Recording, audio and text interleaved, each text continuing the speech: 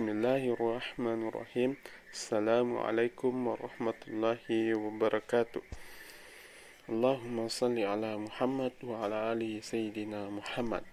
Perkenalkan, nama saya Muhammad Husni Samsuri, kelas C19 Hukum Kesehatan dengan nomor stambuk 040 2018 0345. Untuk menindaklanjuti apa yang diamanahkan, yakni mengenai hukum kesehatan, penjelasan tentang aborsi oleh Pak Dr. Janggi Haryanto SH MH. Adapun tindak lanjut mahasiswa sebagai berikut. Langsung saja, nomor 1. Pendapat saya mengenai pasal 76 Undang-Undang Kesehatan tersebut adalah salah satu bentuk upaya yang sebagaimana dijelaskan di pasal 75 Undang-Undang Kesehatan, bahwa aborsi dilakukan sebagai tindakan untuk menyelamatkan nyawa ibu ataupun janin karena mengalami penyakit genetik ataupun cacat bawaan, sehingga aborsi merupakan jalan yang tepat menurut dunia kesehatan.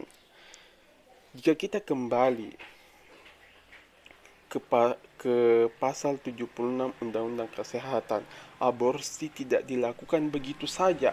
Tentu dalam pelaksanaannya di Indonesia sebagai negara hukum ada hal-hal yang harus ditaati sehingga pihak-pihak yang terkait tidak dirugikan dan mendapatkan kepastian hukum.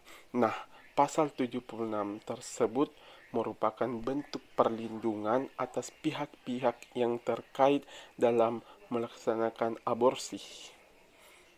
Lanjut saja, jawaban nomor 2. Di pasal 348 Kitab Undang-Undang Hukum Pidana itu merupakan bentuk bahwa pelaksanaan aborsi itu dilarang. Namun, di dalam Undang-Undang Nomor 36 Tahun 2009 tentang Kesehatan telah jelas bahwa aborsi itu boleh dilakukan, tetapi dalam pelaksanaannya ada syarat-syarat yang harus ditaati sebagaimana yang terdapat di pasal 75 dan pasal 76 Undang-Undang Kesehatan tersebut.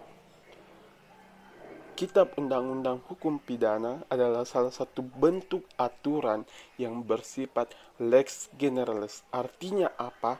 Di pasal sebelumnya, yakni di pasal 63 ayat 2 Kitab Undang-Undang Hukum Pidana tersebut telah dijelaskan bahwa aturan umum akan dikalahkan dengan aturan yang khusus, atau di dalam asas hukum pidana kita dapat jumpai asas lex specialis derogat legi generalis, sehingga pasal 348 Kitab Undang-Undang Hukum Pidana tersebut tidak relevan lagi dilaksanakan karena ada undang-undang yang secara khusus melakukan hal yang demikian.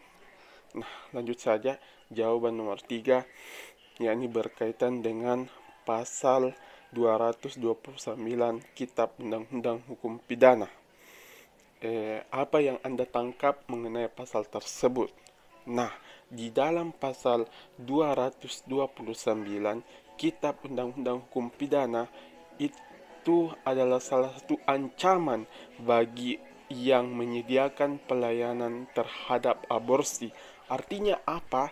Bagi penyedia aborsi akan mendapatkan sanksi pidana ataupun denda yang telah ditetapkan menurut pasal 229 Kitab Undang-Undang Hukum Pidana tersebut. Nah, lanjut saja, jawaban nomor 4. Macam-macam aborsi.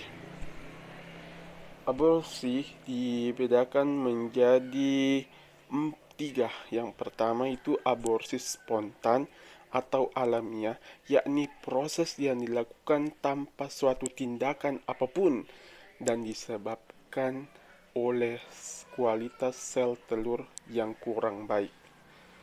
Aborsi buatan atau sengaja adalah bentuk pengakhiran kehamilan yang dilakukan sebelum 28 minggu usia kandungan, dan pelaksanaannya itu bersifat sengaja atau atas dasar niat dari calon ibu tersebut. Kemudian, aborsi yang terakhir adalah aborsi terapeutik, adalah pengguguran kandungan buatan yang dilakukan atas indikasi medis. Itulah sebagai tindak lanjut mahasiswa terhadap materi aborsi. Kami ucapkan wabillahi taufik wal hidayah. Assalamualaikum warahmatullahi wabarakatuh.